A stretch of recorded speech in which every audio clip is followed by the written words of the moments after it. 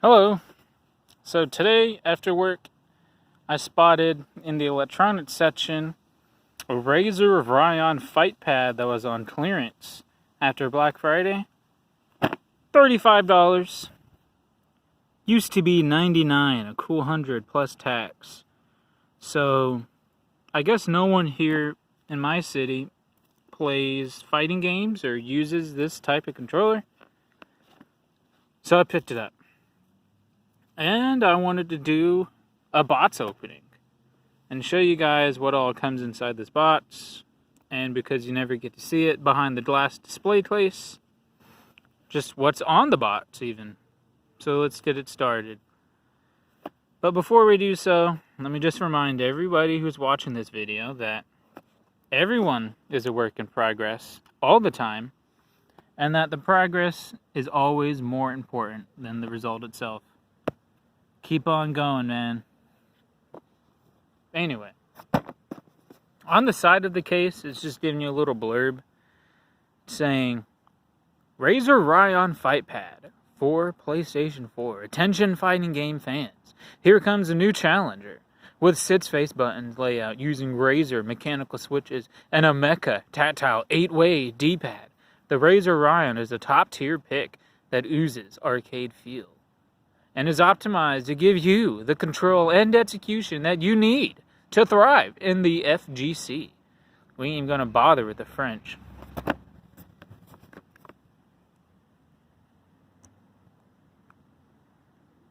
I think it's French. Anyway, but inside the case you get your controller, obviously. And you need a few things. A PlayStation 4 console, go figure. A PC, Windows 7 and above. I don't know if you're rocking that XP, but whatever. And a free USB port. Go figure. It's wired, if you didn't know.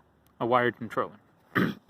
And you even get a 3.5mm analog port, which for my other controller, it just doesn't have, so it's always nice to get.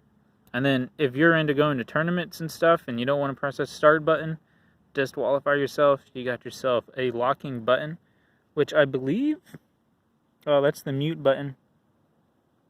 We'll figure that crap out later. I guess that's it, really. Oh, we got a little blurb here by Markman, I think, who's a Tekken commentator. He says, the Razer Raion gives the type of control and consistency that I need when playing fighting games. Great comfort and response with the D-pad and action buttons. I can just enjoy the game and focus on hitting my combos. Alright, let's crack this sucker open. Get out my box knife. Fresh blades. Well, that popped open easily. I hate it when they make it incredibly difficult. Well, not much to it.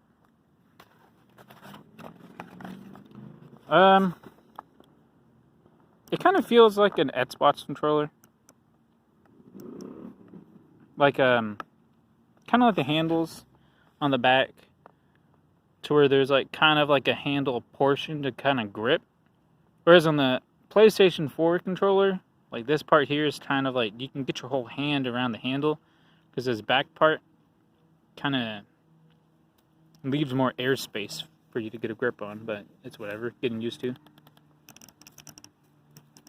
To be honest, I don't really like the clicky, but never played with it yet, so I suppose that's yet to be seen. My biggest thing that I was hoping for is the arrangement of these buttons, because I used to have a controller that was a 6-button controller like this, but it wasn't like laid out in the PlayStation layout. At least these 4 weren't, so I kept hitting the wrong buttons. But just at a glance, feels like they are in the familiar spots. Feels looser than your typical DualShock 4, but that's just a training issue. I'm excited for it. There isn't a whole lot to tell. I wonder if this is actually a touchpad and not just a oversized button.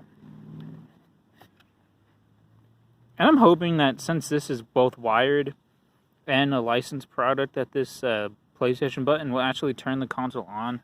This straight sucks when you gotta get off all your pass and press that power button, man. Anyway, this next portion of the video will... You know what? Nah. The next video will be me reviewing it in play. Goodbye.